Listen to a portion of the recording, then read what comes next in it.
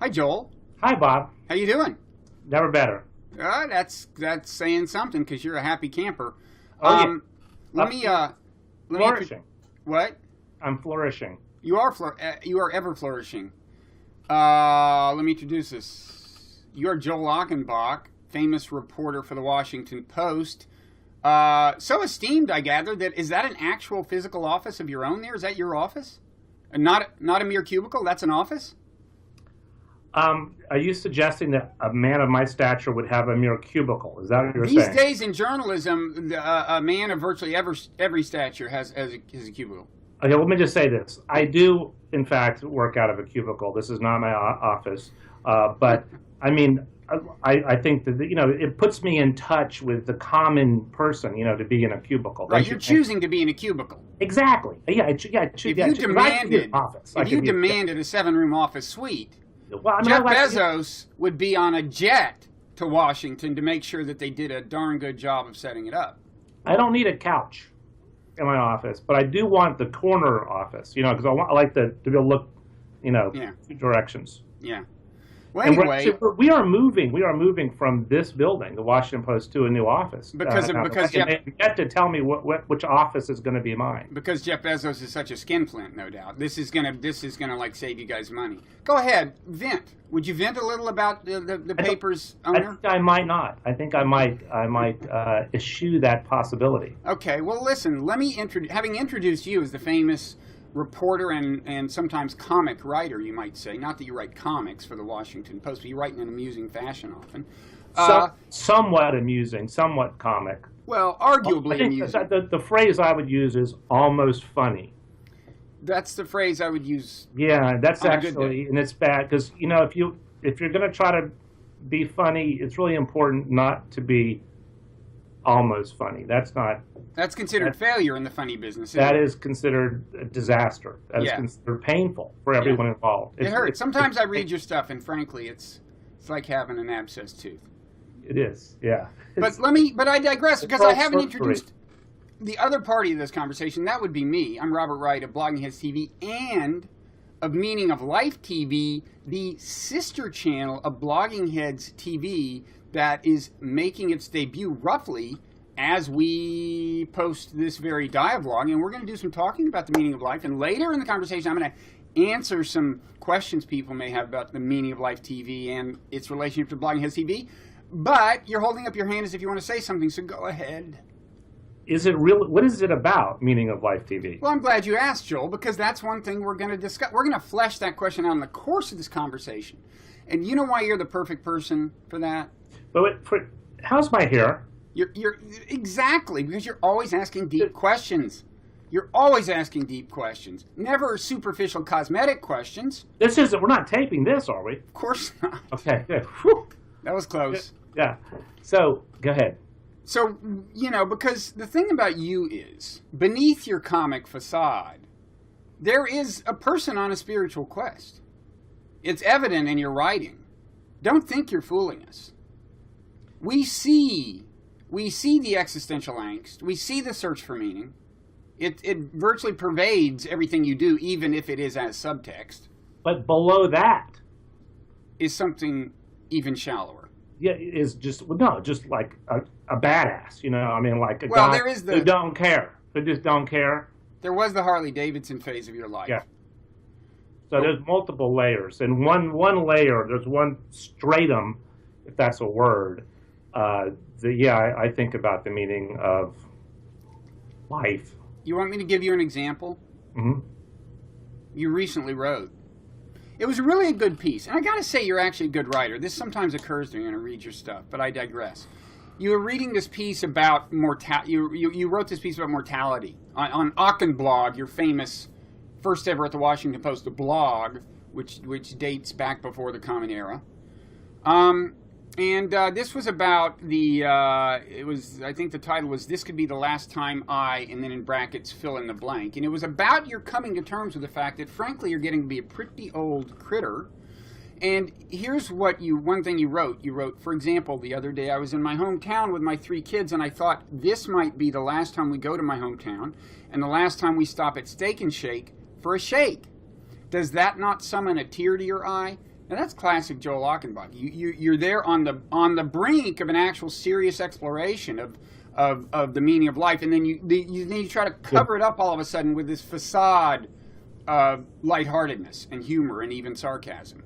Well, the nature of humor is overlapping, but incompatible frames of reference. So you have the one frame of like the heavy-duty thought, what's life all about, and the other of the milkshake, or the fries, okay, which is, and frankly, I'm probably, this is going to shock you, I'm probably a little young to do the whole, this might be the last time I do this thing.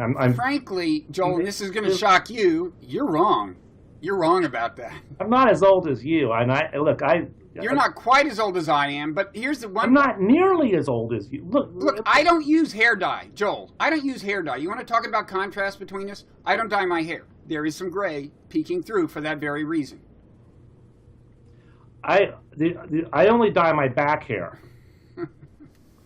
Okay, so listen, but seriously. I don't even know if that's funny. I think, yeah. It's not. It's not. That was nervous laughter on my part. It's almost funny. So okay, I laughed. That's the main thing. That's the main thing. Your writing is for your own amusement, after all. One person thought that was funny. But this is a serious thing. This is a good example of a serious issue that is confronted by people: mortality and you find yourself thinking more about what makes your life meaningful as you get older, right? And why is it? This is a serious question. And one thing I'm going to do here is try to get Joel Achenbach to speak seriously about the meaning of life and confront the abyss. And here's the question. Why is it important, and it clearly is important, for your kids for you to share something about your own roots with your children? Why is that an important and meaningful thing? Well, we've only been to my hometown once before, and they thought it had too many bugs. And then my eldest daughter wrote an essay for school saying, my dad grew up in a place where nothing ever happened. It was really boring, and that made me feel bad. And so I wanted to bring him back, and we made the rounds, and there's a lot going on, and the bugs didn't bother them as much because they're now actual adults. And but I want to, at some point, feel like I can kind of move on and just become an old person and do my gardening. And, the younger generation, they come along and they reinvent the world. And I actually have a deep thought on all this, if I may. Good. That would be nice. Well, I think there's a lot of discussion these days about whether or not humans should do genetic engineering or bioengineering or, the whole transhumanism. Transhumanism. I'm sure you've talked about transhumanism. Right.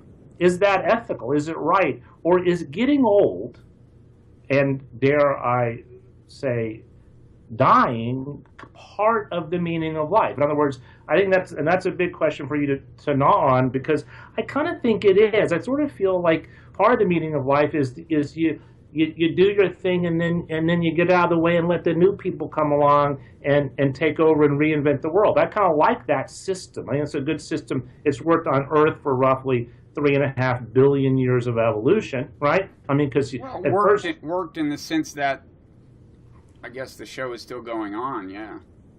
I mean, that do you want just to be prokaryotes? No, the eukaryotes got to come along, right? As they did. As they did. So I'm a little prokaryotic, and my kids. You're actually technically you are pro-eukaryotic. Something like that, yeah. You're in favor of eukaryotic cells. So if we could, in theory, become immortal or even live to be 170 years old, would that be right? I mean, I'd be interested to know if your viewers want to weigh in on that. I mean, it kind of creeps me out. I sort of feel like part of the meaning of life is getting in touch with the meaning of human life. Okay, and meaning of human life, it has its highs and lows. It has its soaring, elements, and then you have your contractionary phase, aging, and you get older and wiser, and all that seems to me to be a system we've had in place for a while, and I like it. Even though I don't personally want to be infirm or, broken down or, in pain or hobbling or whatever. You know what I'm saying? I agree with you on this those last few And I want to be, I'd like to be young forever, particularly given that being young was always my shtick. You know what I mean? I was sort of like... You were a smart ass. Yeah. And immature. Right. Immature. And you remain so, frankly. Completely. No, I mean, yeah. So immature for me was a good system. It was a shtick, and it's getting harder to support that. You know what I mean? Yeah. Well, as long as you keep everyone else here, as long as you keep dyeing the hair, I don't think anybody will pick up on the contradiction. Yeah. Well, this is not my hair. This is not. I mean, well, that's the beauty of buying. Just take it off, and the whole thing off. Yeah. Okay, so. I feel like I get a lot of traction, but I mean, what do you think, Bob? I mean, honestly, what do you? The whole like getting older thing. I mean, and by the way, haven't you been in like a cave for 2 weeks? I just did do a 2-week, not 1 week, 2-week silent meditation retreat. You talk about your pondering of the meaning of life, Joel Achenbach. Do you know that gay marriage is now legal across the United States? Well, it's funny because on the final night of the retreat, in general, you're totally insulated from the world. No news from the world. I'd been there 2 weeks, and the meditation teacher says, well, some of you are going to leave tomorrow. You should gird your loins because lots of things have happened in the world, some good, some bad. And he actually mentioned the gay marriage ruling and said, but some bad things have happened too, meaning presumably the church shooting and some of the terrorist attacks abroad. And, like, it's okay that he said that to me because I was leaving the next morning, but some people there were staying for another month. And they were left to wonder what the hell he was talking, what catastrophe loomed. So they're still in the hole for another month. They're still there. We should go does your phone crash that party. Does your phone get good Wi-Fi? I did not touch the cell phone. I put it in airplane mode and used it only as an alarm clock. And where were you? In central Massachusetts.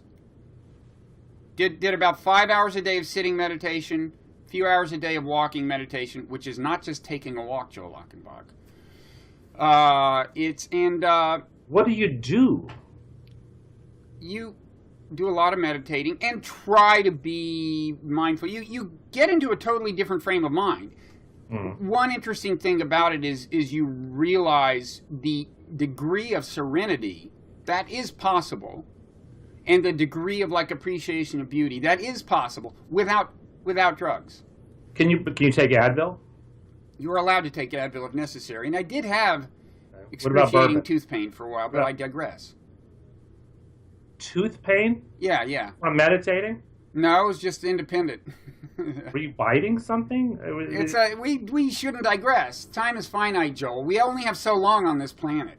Let's don't talk about my tooth pain, okay? Yeah. So how did it change you? Like, tell me something. Well, I should say first of all, I had already done like 5 1-week meditation retreats, and I should also say I've been writing a book on this. In fact, I sent the manuscript in to my editor several days before going on this. So this is part personal exploration, part research. Whenever I do this, in a way.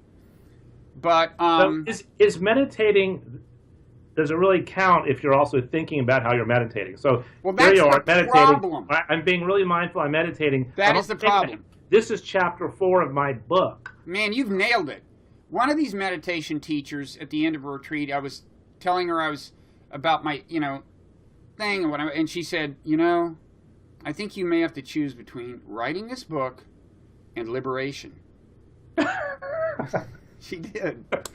I said... Because what you were doing was meta-meditation. Oh, we did a session of meta-meditation, but I got to admit, I am not a fan of meta-meditation. So actually, you mean it in a different sense. That's a pun. There's something called meta-meditation, the M-E-T-T-A. Meta is the Pali word for loving kindness. And there's specific meditation sessions about loving kindness. And talk about something that stirs up the hatred in me. Funny, Bob. I was just being almost funny. Right, but you meant meta, M-E-T-A. That was almost funny. It was almost funny. Oh, anyway. But it's heavy stuff. Because here's the thing. Oh, I won't bore you with my whole thing on meditation. No. Oh, well, if you insist. So what? No, it's just like... we take for granted ordinary human consciousness, right? Like, this is the way we are, this is the way the world looks. And we don't keep reminding ourselves that, wait, no, we're just these particular animals on this particular planet, and our consciousness was designed by natural selection to make us look at stuff this way. It's not necessarily all true or all real. And serious meditation is a way of exploring. You're not making any sense. I'm with you through the evolution and all that, but what do you mean, what's not real? What is not real? Well, like when you hate enemies and convince yourself they've done all these horrible things, you may not be viewing that objectively. Like, say you had a rival for a job or a mate. Mm-hmm. And I imagine at your age, rivals for jobs are becoming pretty numerous. I'm not sure. I imagine you gave up on the mating stuff long ago. So, hang on a second. Do you think there's such a thing as the self? Well, you know your Buddhism. Excellent question. I mean, because I don't think there really is. I think that it's an emergent property that we tend to say, like, this is who I am, or, this is how I roll, this is myself. Right. And for example, there's a lot of people who want to do these life files where they do a lot of recording about what they're thinking at any given moment, with the idea that at some point a computer will reanimate them in a machine, because they will have effectively downloaded their consciousness and their memory and their experiences into the machine, and it will live forever. But I don't really see how that could work, because I don't think the self is a module, or even 14 modules. I think it's a big kind of chaotic emergent thing with multiple layers. And at any given moment, I'm talking to you, but I'm also, I see my colleagues out here, I see people walking around. I kind of have a vague sense of what time it is, but if I drink some of my water, I'm not even doing that consciously. I mean, I don't know. I feel like the self, and besides which, if the notion that there's just like one person who you are, I mean, we're all full of contradictions. We contain multitudes, correct? You almost don't need to read my next book, Joel. That's the forward. And that's a shame. Yeah. By the way, there was an episode of Black Mirror, the modern equivalent of Twilight Zone, which was kind of about that scenario of being able to reconstitute a person based on the cyber record of them. But so yeah, that's a good example of a Buddhist question. Does this self exist? And the Buddhist answer is no, of course. Right. And at South by Southwest, there was a speaker there, Martine Rothblatt, who talked about how in the future people will have their regular flesh self, and then their digital self will live in the machine. And the digital self, because it will continue to learn and evolve, will at some point have the right to say, I'm now a totally separate person, and essentially divorce himself, herself, itself from the original originator of the conscious self. And this actually has repercussions in terms of voting rights, because if it's just you in the machine, you get one vote. Okay, you get the flesh vote, mm-hmm. and the machine vote doesn't get an extra vote because it's the same self, right? But if the machine self divorces the flesh self, that's two voters. And I have to admit that the voting implications had not occurred to me. Thank you for spelling those out. The Republicans are going to be against this. You know that. Because it's going to be the Democrats who do it. It's going to be the Silicon Valley libertarians who do it. I just sense digital voter suppression coming up. So was that a conversation stopper? What? Was that a conversation stopper? No, it's just that you leave so little unaddressed when you cover a topic. I mean, you cover the waterfront, and I'm just left like, what else is there to say? You just about capsulized all of Buddhism only moments ago. Before you went off on your bizarre 2-week total immersion into Eastern meditation and philosophy, you were a little quicker, I thought. But less serene. Yeah, you're slower but more serene. More serene and more fulfilled. Yeah. And that's what our viewing and listening audience wants, is a fulfilled Bob, not an interesting Bob. Here's a bumper sticker for you. Serenity is delusion. No? That's a good one. You should do that. It's almost funny. So, you're kind of refusing to seriously grapple with the implications of that piece you wrote, Joel. I mean, tell me, seriously, isn't there something deep and profound about putting your children in touch with your roots? Isn't there some reason? Doesn't that speak to what to the meaning of life for many people pretty centrally. Legacy, continuity, you're connecting your past to your future, progeny, so on. The thing about children is that, I mean, they are an extension of yourself, but they don't know, they don't know stuff about us, their parents, whatever. And you want to say, this is where I used to go play in the creek. This is the place I worked in high school. This is the parking lot where we used to sit out and drink beer in the parking lot. This is where I went to elementary school. And if your children are like my children, you will discover they don't care. Not at all. Not at all. They tolerated it, and I think it's called they humored me.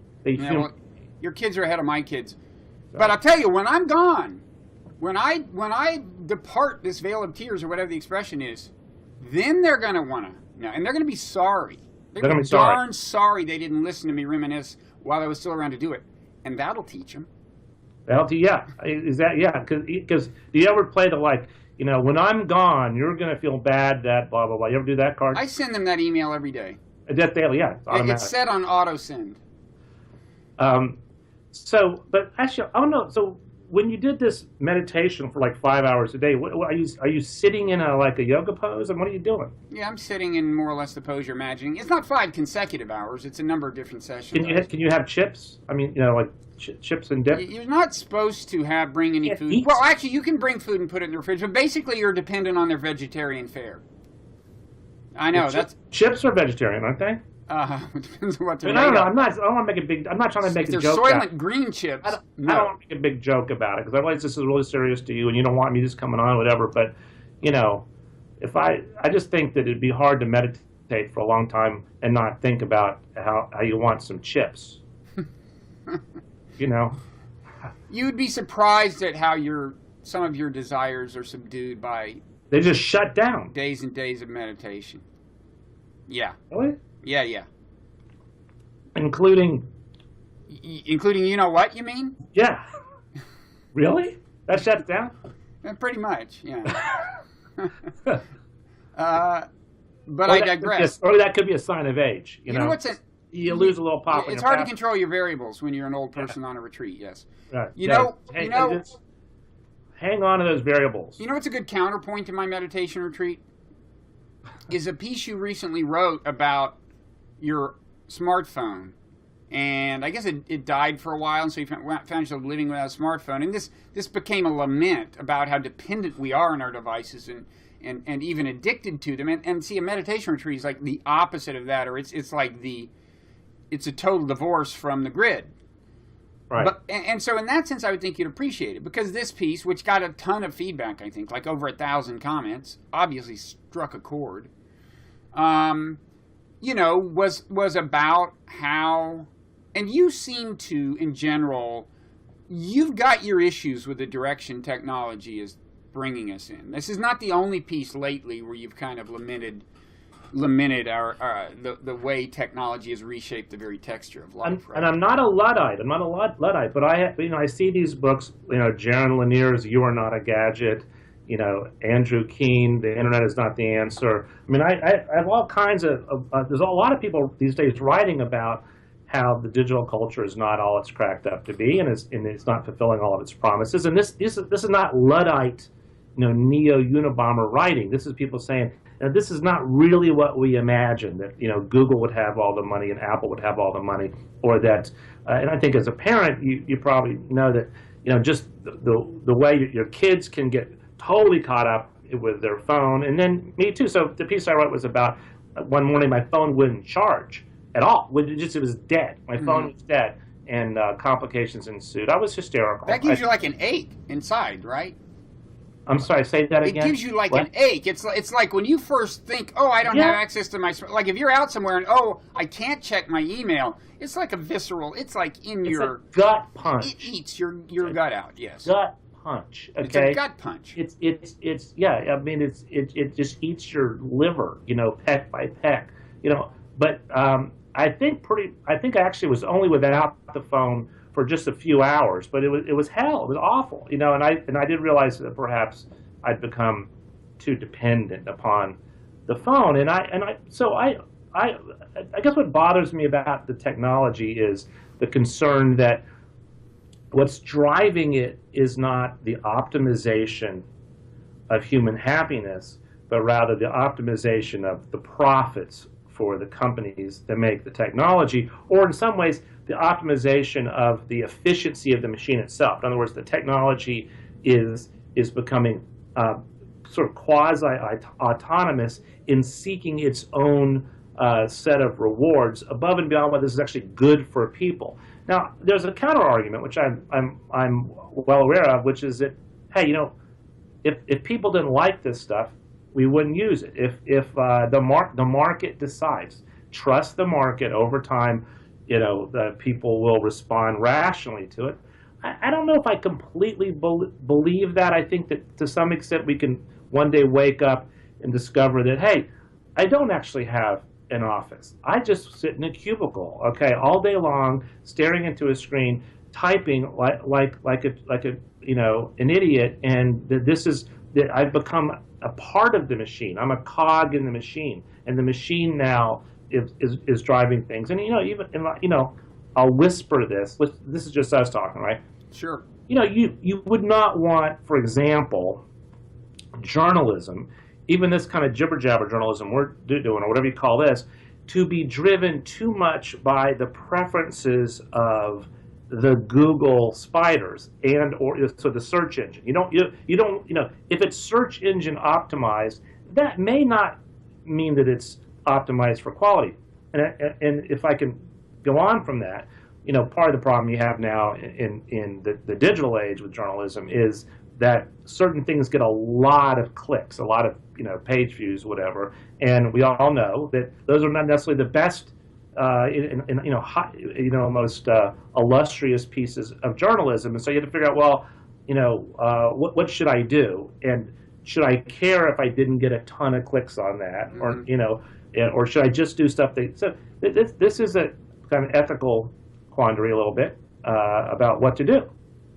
Back at the dawn of Slate magazine, when Mike Kinsley realized, like, you would actually have data on how much individual articles were read, which was a totally new thing, or at least clicked on, he said he didn't plan to share the information with writers because he thought it would corrupt them.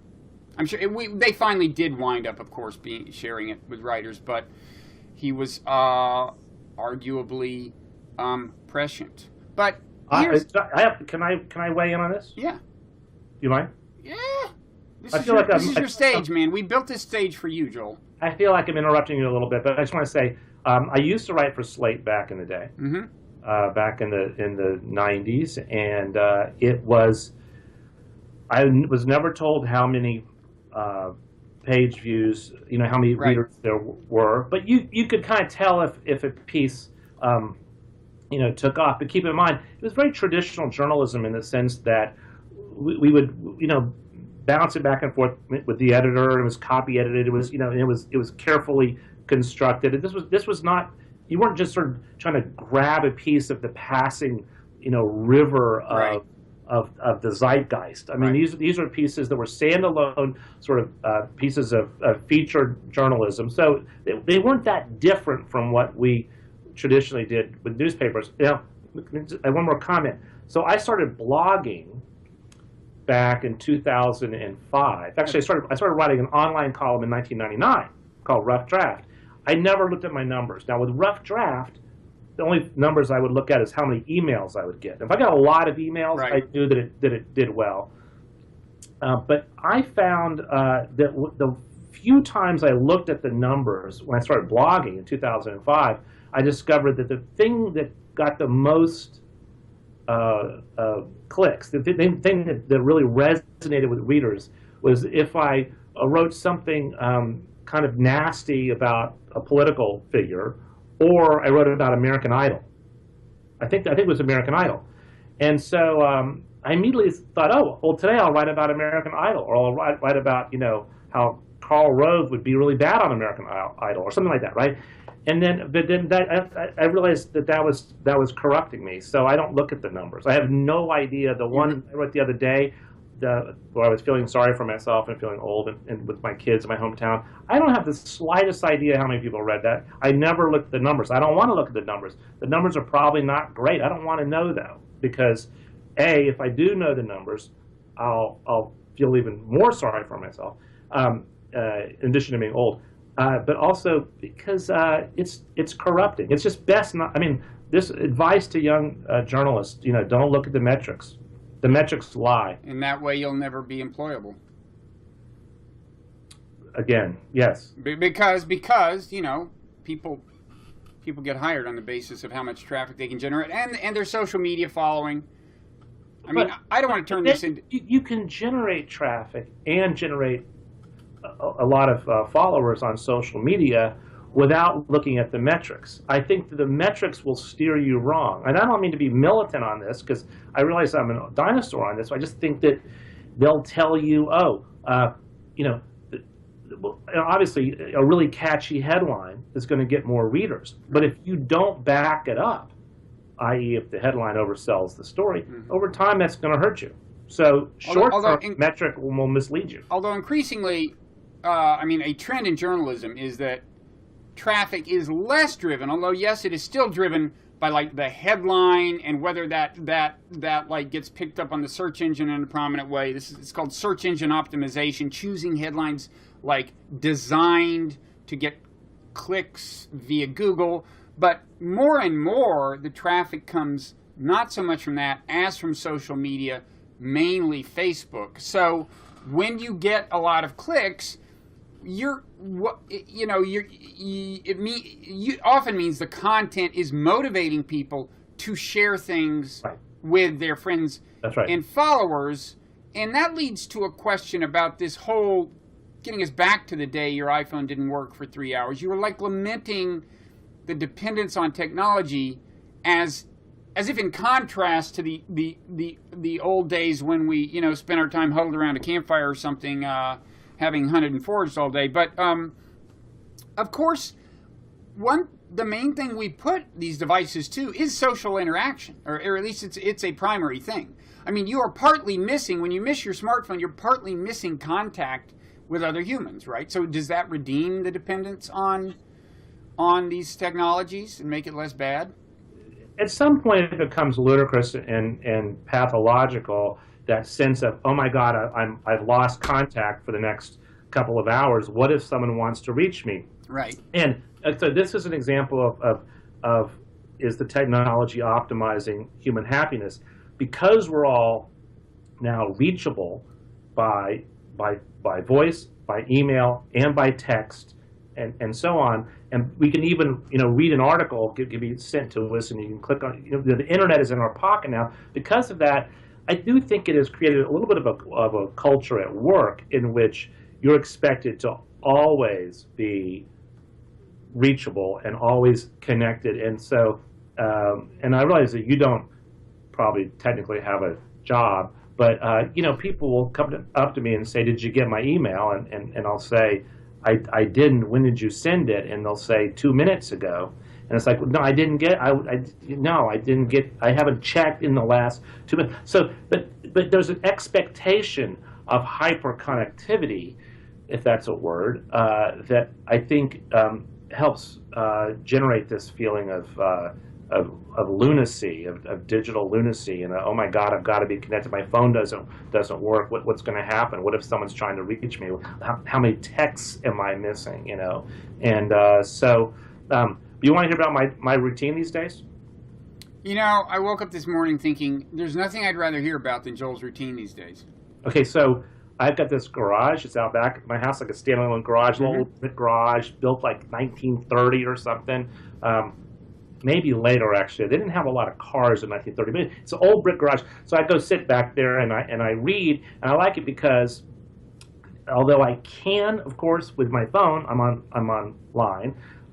It's just removed a little bit from the regular telephone, the landline. The internet, Wi-Fi doesn't really work back there. So all I can do is kind of read and listen to the birds and then I go out and look at my garden, and I lament the lack of tomatoes. I have a fair number of tomatoes, but not as many as I would like, given how many plants I planted. That's another point I woke up curious about this morning. Thank you for that. Yeah. But the point is that what I like about it is it feels a little more removed from the digital maelstrom. Now, of course, by around 8 o'clock or so, this is like 7 o'clock in the morning. Mm-hmm. But it's my time. You know what I mean? No one's gonna try to talk to me, and I don't do my email. But then you check your email. Once you check your email, your day is shot. This is true. When I meditate in the morning, I don't look at my email before the meditation. You'll be happy to know. And how long do you meditate for? In the morning, usually like 35 minutes. And remind me what you do. What do you think about? I try not to think. You focus on you usually start by focusing on your breath, which is just a way to shut down the wandering mind, the so-called default mode network. What about how you're going to get chapter 4 to lead into chapter 5? You don't think about that? Well, sometimes it's hard not to. This is part of the challenge. You try to shut down your mind. Yeah, but you don't try too self-consciously, or it won't work. You just try to focus. It's almost like using your breath as a distraction, and that can take you into a zone where concentration and focus are easier, and there's fewer and fewer interruptions from your default mode network. But there's nothing like being on retreat. I mean, in terms of, you get to a point where sinking into a deep meditative state is very easy. Let me tell you a little experiment I did, speaking of the tooth of mine that you're so concerned about and that I'm having a root canal on in a few days. I did an experiment on the retreat. Like, it was killing me when I had, even room temperature beverages. So I was going to sit down and meditate in my room. So before I did, I had, a little bit of, water right on the tooth. And it was like, yeah, man, that really hurts. It really hurt. Then I meditated for 30 minutes. And then just put a gallon, just a ton on, okay? And it was less painful than it was right on the verge between bitter and sweet. It was very dramatic, a lot of throbbing, but it was it's part of the thing. This is a metaphor for what meditation is about, Joel, is that a lot of the pain, the suffering in your life is in your head. It's in your interpretation of what's actually going on physiologically. And can't you just drink a bunch of bourbon or something to take away that? There was none available. I've done that experiment. Are you saying that you were able to blot out the pain, or you became one with the pain? It's not like blotting it out. It's more like a thing of pain. You were like a pain. No, the pain is at some level real, but a lot of the suffering is added on from the beginning. So it's not like you have to blot it out. You just have to not do it. You just focus on the sheer. Like if you get eaten by a shark, okay? So let's say the problem of being eaten by a shark is it's not just that it hurts, but it's also God damn, I'm getting eaten by a shark. So that extra layer. Right. It's the part where you regret being eaten by a shark. Yeah. It's thinking, hey, I'll be dead tomorrow. You'd say, I remember what I did when I had the toothache, and you would just go with it, okay? And it's okay. Because you had the you had the force field of meditation. I was focusing. I'm not mocking you. I'm actually impressed by it. No, you'd never mock me. But I was focusing on the sheerly physical. But why are you doing this? What about chapter 6 of your book? I had just emailed the whole darn book to my editor, Joel. The kids need advice on stuff. You've got work to do, or the yard needs to be mowed. How many emails do you have in your inbox? I have 16,000 emails unread in my work email, and I have 20,000 in my personal email. I have 36,000 unread emails. So if I meditate, I'm thinking about how can I more quickly just delete the spam? Okay, you understand? And I even got into that. I have a deer problem. I built a deer fence around some of the tomatoes. I still have tomatoes outside the fence. Okay, and so what about the deer? And I get up in the morning, I go out there, and I look for the droppings, and because the deer come along and they munch on the tomatoes. So what about that? All right, I got stories to do. I got projects to do. Guess what? I have a job, so no one's going to pay me to sit there and go, all day long and just meditate. I have a job. In contrast, I'm going to suggest to my editor right now, hey, do you mind if I just sit in here and just, concentrate on my teeth, and breathe, my breathing or whatever it is you do? Now, That's not going to work. That's not going to work. That's not going to work. That's not reality. But you don't mean to mock me. No. Good. I was worried that you might. I was just sort of being almost funny. Here's a question. Do you feel, having not been brought up religiously, that's like, is that problematic? In terms of finding meaning in life. So I guess you don't believe in an afterlife. You don't think there's some God, smiling down on you, giving you purpose, whatever. Is that an issue? So let me show you. Let me show you one of the books that's right here, underneath my laptop. Reinventing the Sacred. Okay, I've grown up with all just Stuart Kaufman. He's like a physicist, kind of a beautiful question by Frank Wilczek. Okay, advanced reading copy. Finding Nature's Deep Design. Okay. I get all these great science books. I like the science stuff. I think about the big questions. The future of technology. Is technology deterministic? What's life going to be like in 100 years? What is our ethical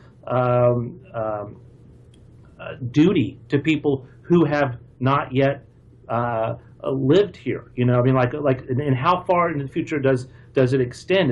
Essentially, to anyone, even someone 10,000 years from now, do I have an ethical duty to be concerned about that person? These are big questions. I think about this stuff all the time,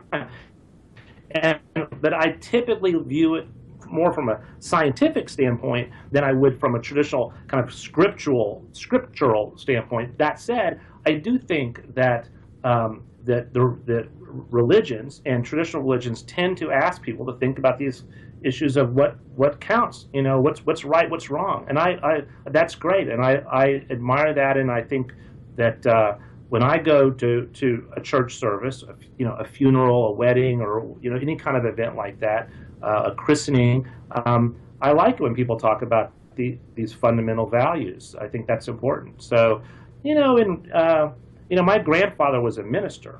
Actually. Really? He was a universalist. He was a universalist minister. A universalist? That was not Universalist Unitarian. It was pre-merger. Pre-merger. Oh yeah. So I come from. That's a liberal, pretty liberal theological background. I mean, Universalists believed that no one is damned, that everyone gets salvation. Yeah. Yeah. So that's my background. So, my parents were kind of like Unitarians basically,